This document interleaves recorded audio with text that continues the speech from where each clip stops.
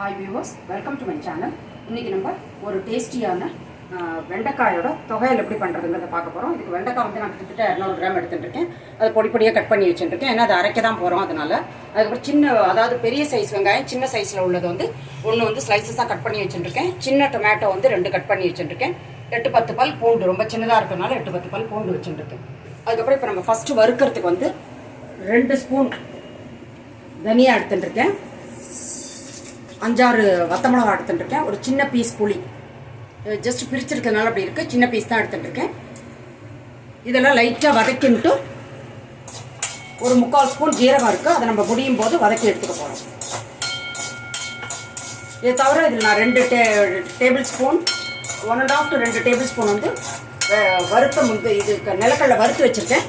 அதை ஆட் பண்ணிக்க போகிறேன் அரைக்கும் போது. இதெல்லாம் நல்லா பொன்னிறமாக ரோஸ்ட் ஆகணும், வாசனை வர வரைக்கும். இது 2 நிமிஷம் வதங்கினோம்னா முடிகிறப்போ நம்ம ஜீரகத்தை போட்டு வறுத்து எடுத்துக்கலாம். ஜீரகம் வறுபடுறதுக்கு ரொம்ப நேரம் ஆகாது. அதனால இதில் வந்து ஜீரகம் போட்டுருக்கேன் 3/4 ஸ்பூன். இதுவும் லைட்டாக வறுபட்டோம்னா நம்ம எடுத்து வச்சுக்கலாம்.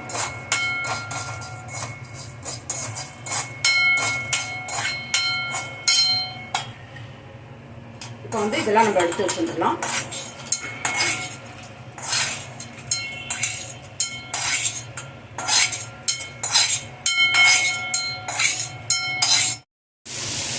அதே வானலியில் வேணும்னா எண்ணெய் ஊற்றிக்கலாம். இது வந்து மீடியம் ஃப்ளேம் அண்ட் சிம்மில் வச்சு இதை நல்லா வதக்கிக்கலாம். இதை நல்லா வாஷ் பண்ணி நான் பொடி பொடியாக நறுக்கி வச்சுருக்கேன், தொடச்சிட்டு.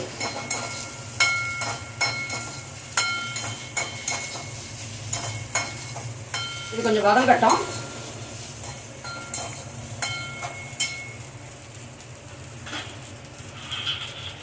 இப்போ கொத்தமல்லி விதை, ஜீரகம், புளி, வத்தமிளகா வச்சுருக்கேன் இல்லையா, அதோடைய 2 டேபிள் ஸ்பூன்னு சொல்லலாம், இல்லை 1.5 to 2 டேபிள் ஸ்பூன் வந்து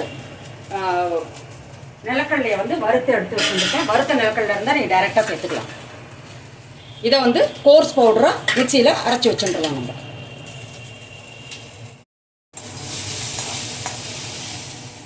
இப்போ வந்து வெண்டைக்காய் வந்து நல்லா வதங்கிட்டு இதை நான் ஒரு பிளேட்டில் எடுத்து வச்சுக்கிறேன்.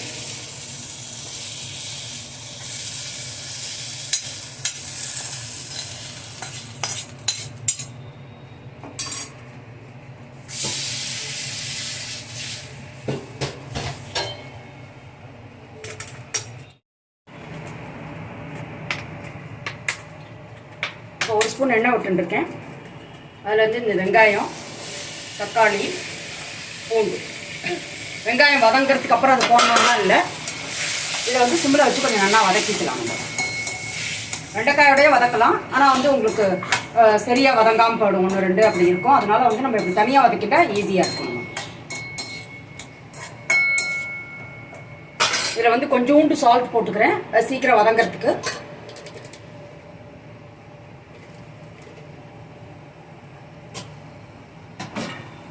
ஒரு 4-5 மினிட்ஸ் ஆகும் இது வதங்கினோன்னு பார்க்கலாம். தக்காளி, வெங்காயம், பூண்டு நல்லா வதங்கி எடுத்தோம். இப்போ இதையும் நல்லா ஆற வச்சுப்போம், அதுக்கப்புறம் அரைக்கணும். இப்போ வந்து தக்காளி, வெங்காயம், பூண்டை வந்து போட்டுக்கிறேன். அப்புறம் இந்த வெண்டைக்காயை போட்டுக்கிறேன். கொஞ்சம் ஜாஸ்தி இருக்கிற மாதிரி இருக்குது, ஒரு ஓட்டின்ட்டு திருப்பி ஆட் பண்ணலாம். முடிஞ்ச வரைக்கும் இதை பல்ஸ் மோடில் வச்சு பண்ணலாம். நான் பொதுவாக வந்து கொஞ்சம் ஒரே நைஸாக இல்லாமல் கொஞ்சம் 1-2 இருக்கிற மாதிரி தான் பண்ணுவேன், ஏன்னா வழவழன்னு ஆகிடும் ரொம்ப வெண்டைக்காய். அதுக்காக இதை ஒரு தடவை பல்ஸ் மோடில் வச்சு ஓட்டின்னு வந்து காமிக்கிறேன். ஒரே ஒரு தடவை பல்ஸ் மோடில் வச்சு ஓட்டினேன். மிச்ச வெண்டைக்காய் இதில் போட்டு ஒரு ஓட்டி எடுத்துன்னு வரேன். இது தாளிச்சுடலாம். கொஞ்சமாக எண்ணெய் எடுத்துட்டுருக்கேன். நான் எல்லாத்துக்குமே நல்லெண்ணெய் தான் யூஸ் படுத்தினேன். ஒரு 1.5 to 2 ஸ்பூன் எடுத்துட்டுருக்கேன்.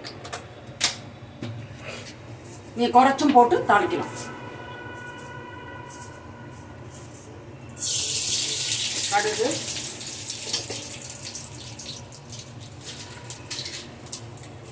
உளுத்தம்பருப்பு, 3/4 ஸ்பூன் உளுத்தம்பருப்பு, 1/2 ஸ்பூன் கடுகு போட்டுருக்கேன்.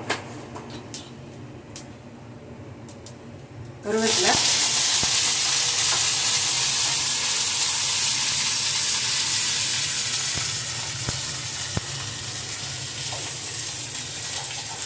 பெருங்காயம், அப்புறம் வந்து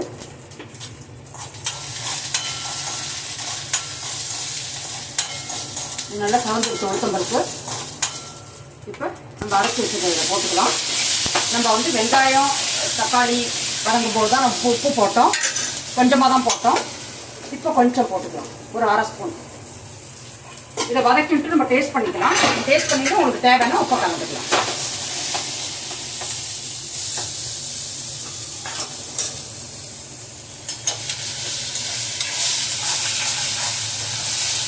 வெண்டைக்காய் வந்து உடம்புக்கு ரொம்ப நல்லது.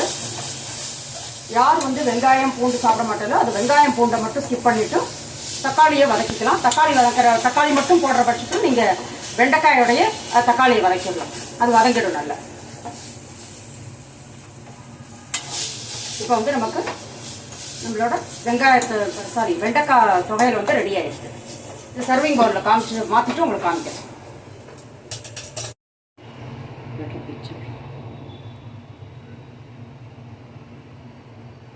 இப்போ வந்து நம்மளோட அருமையான வெண்டைக்காய் துவையல் வந்து ரெடி ஆகிடுது.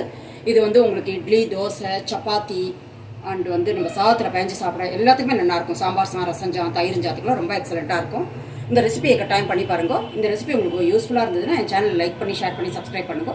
மீண்டும் ஒரு நல்ல ரெசிபியோடு நான் உங்களை மீட் பண்ணுறேன். Until then take care. Thank you.